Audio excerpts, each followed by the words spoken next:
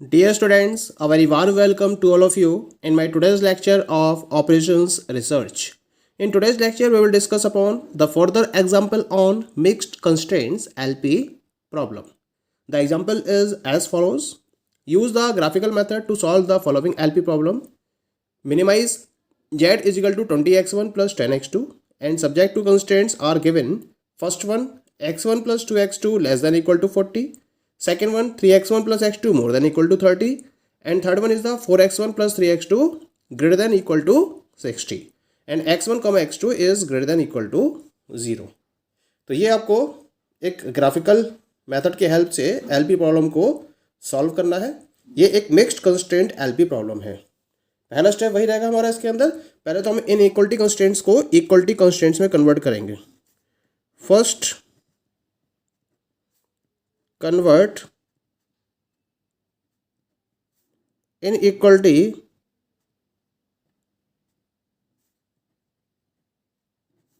constraints into equality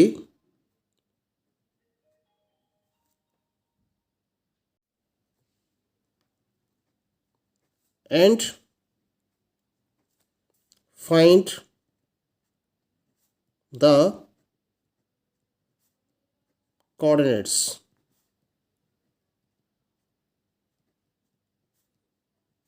तो यहाँ हम इनइक्वालिटी कंस्ट्रेंट्स को इक्वलिटी कंस्ट्रेंट्स में कन्वर्ट करेंगे.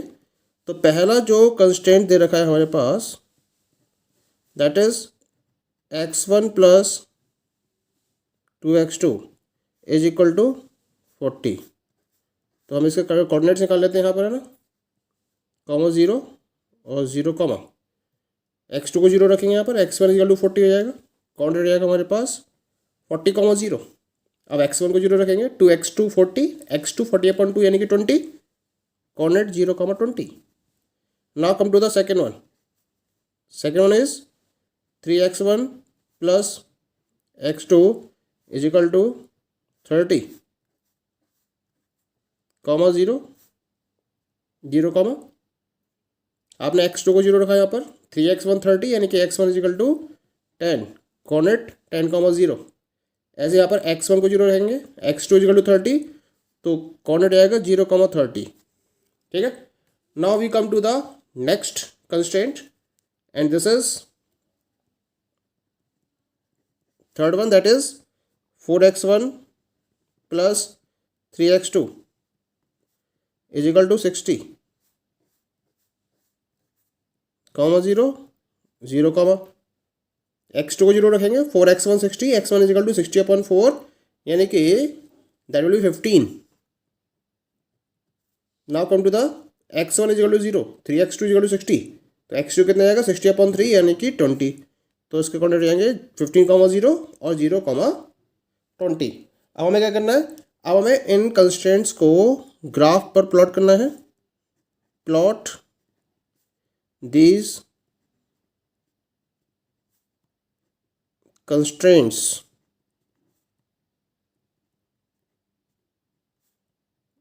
on graph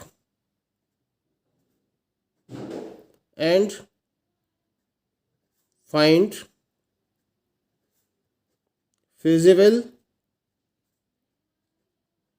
region as well as extreme points.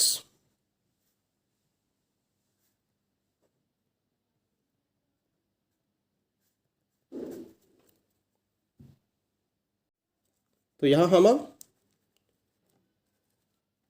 दिए हुए कंस्ट्रेंट्स को ग्राफ पर प्लॉट करेंगे. तो किस तरह से प्लॉट करेंगे. यहाँ जो मैक्सिमम वैल्यू आपको दे रखी है दैट इज गिवन यू 40 और यहाँ हम क्या करेंगे 5 के स्केल पर पैरामीटर लेकर चलते हैं. ठीक है. तो 5 के स्केल पर 5 × 40 यानी कि 8 सेंटीमीटर आपका मैक्सिमम रहेगा. ठीक है. और इसके अकॉर्डिंग हमें ग्राफ को ड्रॉ करना है. तो यहाँ पर मैंने लाइन फॉलो करी दैट इज. ठीक है. और यहाँ से मैंने इसको शो करना शुरू कर दिया 1 सेंटीमीटर रेफरेंस पर. ये आ रहा है आपका 1 सेंटीमीटर के डिफरेंस पे दिखाई दे रहा है आपको। इसे मैंने क्या दिया x, ये हुई x2, ठीक है। अब मुझे x1 और कंसीडर करना है।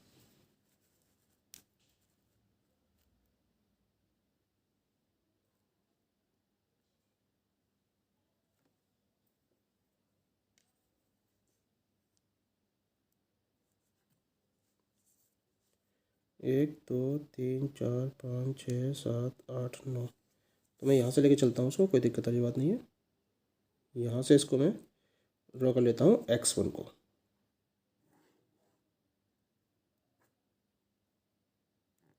एक दो तीन चार पाँच छः सात आठ नौ, ये हो गई आपकी एक्सेस x1, ठीक है। यहाँ पे पॉइंट्स यहाँ कंसीडर हो रहे हैं। You are having these points one by one, that is 5 10 15 20 25 30 35 40 और 45, ऐसे हमें पॉइंट्स मैंने कंसीडर कर लिए। 5 10 15 20 25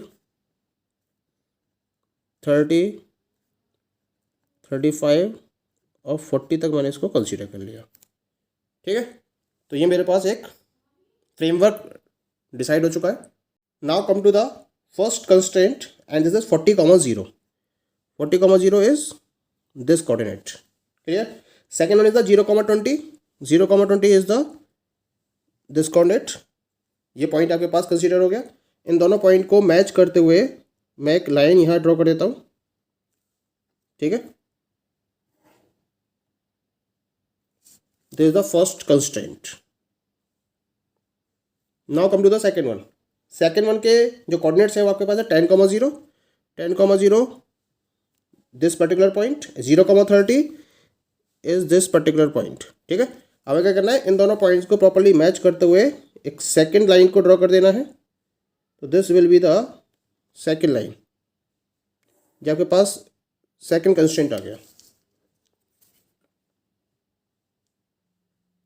now come to the third one. Third one का कोऑर्डिनेट है 15,0।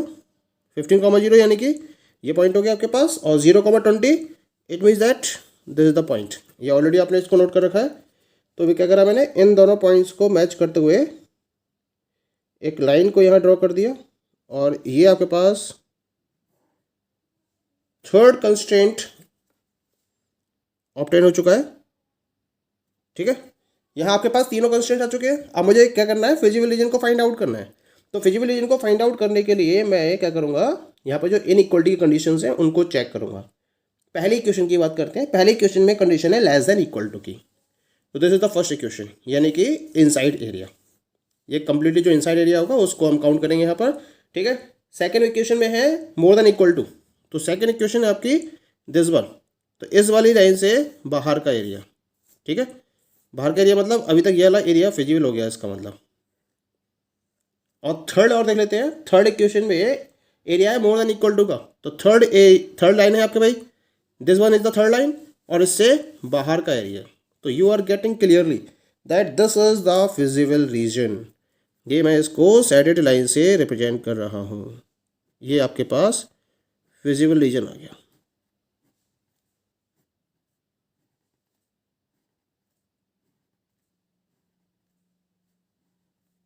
तो this is the feasible region you are getting here. आगे समझ में, क्योंकि ये रीजन क्या होगा, it will be common among all the three regions. इसी वजह से इसको हम फिजिबल रीजन का नाम देंगे। तो यहाँ पर एक्सट्रीम पॉइंट्स आ गया आपके पास। इसको नाम दे दिया मैंने ए का, इसको नाम दे दिया मैंने बी का। ये पॉइंट आ गया क्या एक आपके पास, इसे नाम दे दिया मैंने सी। और एक कोऑर्डिनेट आपके पास आ गया ये, इसे नाम दे दिया मैंने डी, ठीक है। अब इनके मुझे पॉइंट्स डिटरमाइन करने हैं। एक ही बात करते हैं। तो ए के कोऑर्डिनेट्स रहेंगे आपके पास 15,0, ठीक है। ऐसे बी के कोऑर्डिनेट रहेंगे आपके पास 40,0। अब बात आती है सी और डी के कोऑर्डिनेट्स की। तो सी और डी के कोऑर्डिनेट्स को मुझे प्रॉपरली डिटरमाइन करना पड़ेगा, ठीक है। तो यहाँ देखिए सी के कोऑर्डिनेट्स की बात करते हैं, तो जो सी का कोऑर्डिनेट है वो देखिए यहाँ आ रहा है आपका, जो गेटिंग एट दिस, ये पॉइंट आया इसका, इसके करस्पॉन्डिंग, ठीक है। और ये पॉइंट आया इसका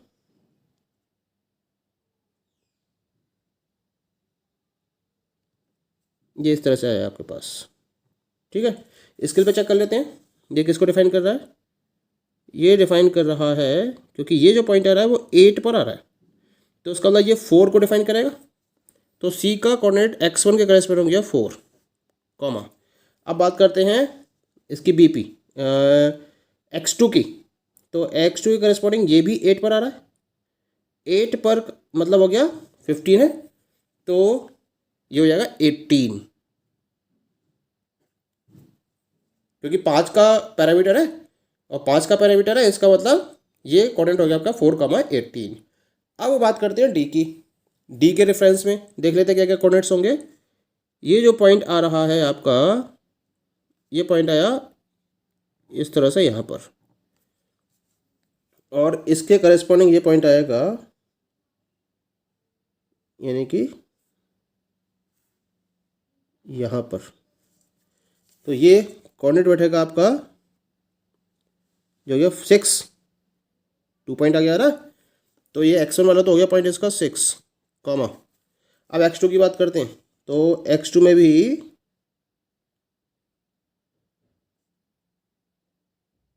ये कोऑर्डिनेट, इसको और ऊपर देख लेते हैं, ये कोऑर्डिनेट जो आया आपका इसका करस्पॉन्डिंग यहाँ पर आ रहा है, यहाँ पर 4 पर आ रहा है, और 4 का मतलब हो गया यहाँ पर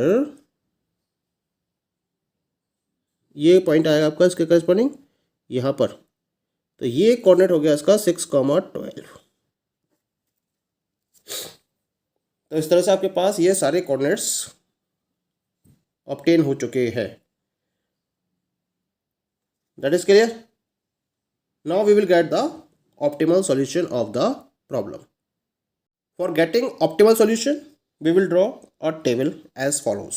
यहाँ मैंने एक्सट्रीम पॉइंट्स को एक तरफ रिप्रेजेंट किया है ए बी सी डी से, इसको कोऑर्डिनेट्स रिप्रेजेंट करेंगे फिर हम, और उसके बाद ऑब्जेक्टिव फंक्शन वैल्यू को कैलकुलेट करेंगे। z is equal to 20x1 plus 10x2, ये आपको दे रखा है ऑब्जेक्टिव फंक्शन, इसके अकॉर्डिंग ए के कोऑर्डिनेट्स आपके पास अवेलेबल है, that is equal to 15,0,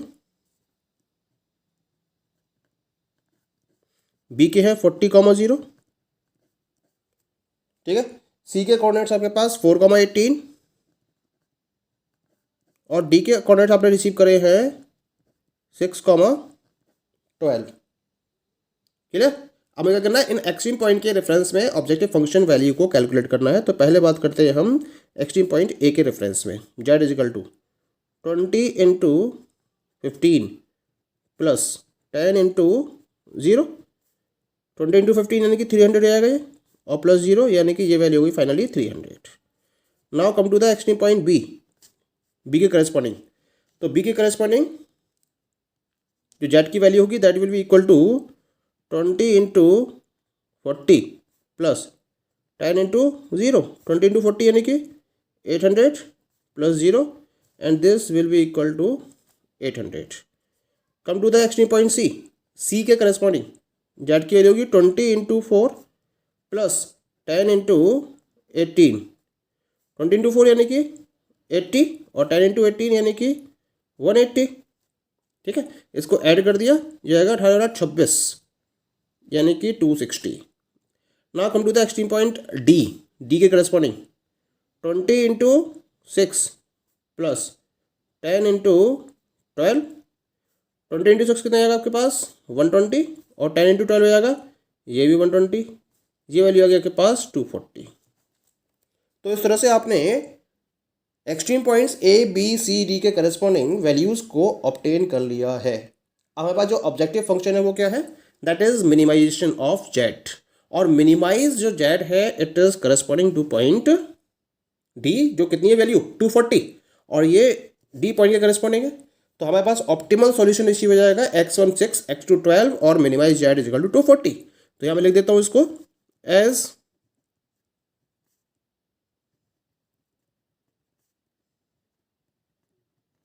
minimum value of z is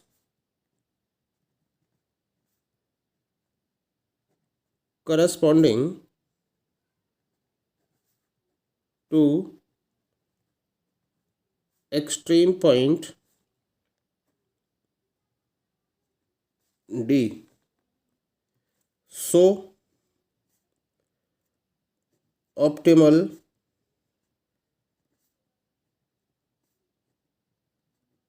solution will be,